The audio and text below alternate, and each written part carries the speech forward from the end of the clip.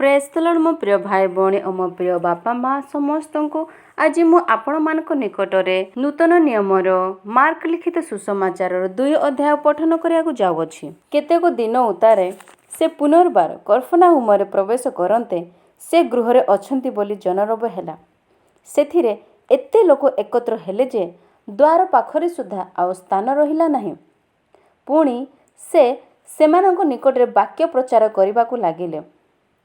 इतिमध्यरे लोके जड़े पक्षाघात रोगी की 4 जनक द्वारा बुहाई ताहांक निकट घेनी आसिले, किंतु भिड़ हेतु ताहांक पाखक आनी न पारिबारु से जो स्थान थिले से स्थान छात खोली काढ़ी पकाइले आउ ताहा भांगी जो खटियारे पक्षाघात रोगीटी शोइथिला ताहा ओल्हाई देले। जीसु सेमानकर विश्वास देखि सेही पक्षाघात रोगी कहले, वश्य तुम्हर पाप सबु क्षमा करागला। किंतु शास्त्री मानक मध्यरु केतेक से स्थान रे बसी आपणा आपणा मनरे एहा तर्क वितर्क करुथिले, ए लोक काहींकि एपर कहुअछि, से ईश्वर निंदा करुअछि। केवल जनक बिना अर्थात ईश्वरक बिना आउ किए पाप क्षमा करि पारे? सेमाने जे मने मने एपरि तर्क वितर्क करुअछंती ताहा जीशु निज आत्मारे सेही क्षणी ज्ञात होई सेमानकु कहिले, तुम्हे माने आपणा आपणा मनरे काहींकि एही समस्त तर्क वितर्क करुअछ? कौन सहज पक्षाघात रोगी कि तुम्हर पाप सबु क्षमा करागला बोली कहिबा, किय बा उठ तुम्हर खटिया घेनी चाल बोली कहिबा? किंतु पृथ्वी रे पाप क्षमा करिबाकू मनुष्य पुत्रंक जे अधिकार अछि एहा जेपरि तुम्हे माने जानी पारो, एथिपाई से पक्षाघात रोगी कि कहिले, मु तुम्हकु कहुअछि उठ निज खटिया घेनी आपणा घरकू चली जाओ। सेथिरे से उठी तत्क्षणात खटिया घेनी समस्तଙ୍କ साक्षातरे बाहरी गला।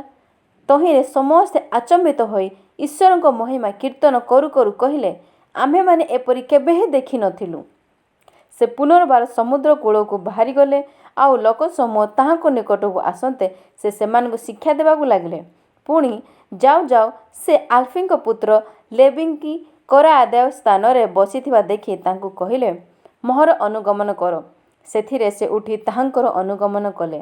आउ जीशु तांक गृहरे भोजन करिबाकू बसिबा समय रे अनेक करग्राही एवं पापी ताहांक ओ ताहांकर शिष्यमानक सांगरे बसिले, कारण सेमाने अनेक थिले पुणी ताहांकर अनुगमन करुथिले। से पापी ओ करग्राही मानक सहित भोजन करुअछंती एहा देखि फारुसी दलर शास्त्री माने ताहांक शिष्य मानकू कहिबाकू लागिले, ए कोन से करग्राही ओ पापी मानक सांगरे भोजन करंती?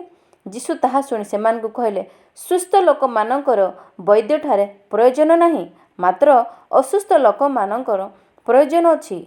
मु धार्मिक मानकू आह्वान करबा निमंते आसी नाही, किंतु पापी मानकू आह्वान करबा निमंते आसी अछि।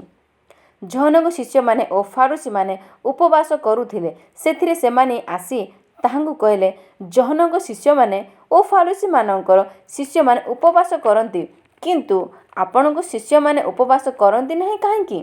जीशु सेमानकू कहले, बरजात्री मानक सहित बर थिबा समय रे सेमाने कि उपवास करि पारंती? बर जे पर्यंत सेमानक सहित थांती से पर्यंत सेमान उपवास करि पारंती नाही।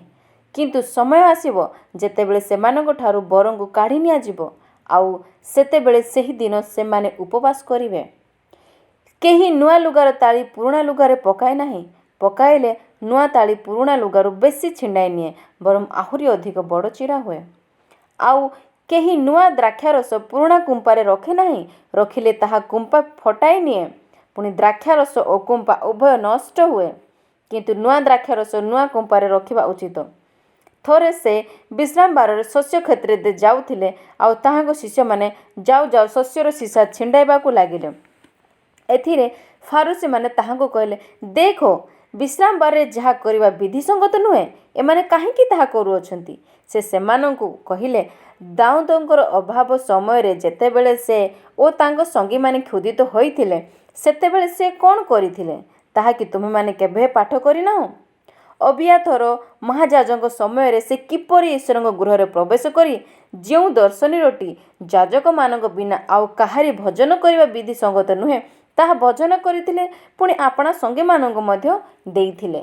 आउ से सेमानकू कहले, विश्राम बार मनुष्य निमंते होई अछि, मनुष्य विश्राम बार निमंते होई नाही। ତେଣୁ ମନୁଷ୍ୟପୁତ୍ର ବିଶ୍ରାମବାରର ମଧ୍ୟ ପ୍ରଭୁ ଅଟନ୍ତି। ଆମେନ୍। ଧନ୍ୟବାଦ ମୋ ପ୍ରିୟ ଭାଇ ଭଉଣୀ ଓ ମୋ ପ୍ରିୟ ବାପା ମା। ଯଦି ତୁମକୁ ଏ ବଚନ ଭଲ ଲାଗୁଅଛି ଲାଇକ୍ କରିଦିଅନ୍ତୁ, ସେୟାର କରିଦିଅନ୍ତୁ ଓ ସବସ୍କ୍ରାଇବ୍ କରିଦିଅନ୍ତୁ। ଆଉ ଯଦି ତୁମର କିଛି ପ୍ରେୟାର ରିକ୍ୱେଷ୍ଟ ଅଛି ତ ତୁମେ କମେଣ୍ଟ କରିପାରନ୍ତୁ। ଆମେ ପ୍ରେ କରିବା ଆପଣମାନଙ୍କ ପାଇଁ। ଧନ୍ୟବାଦ।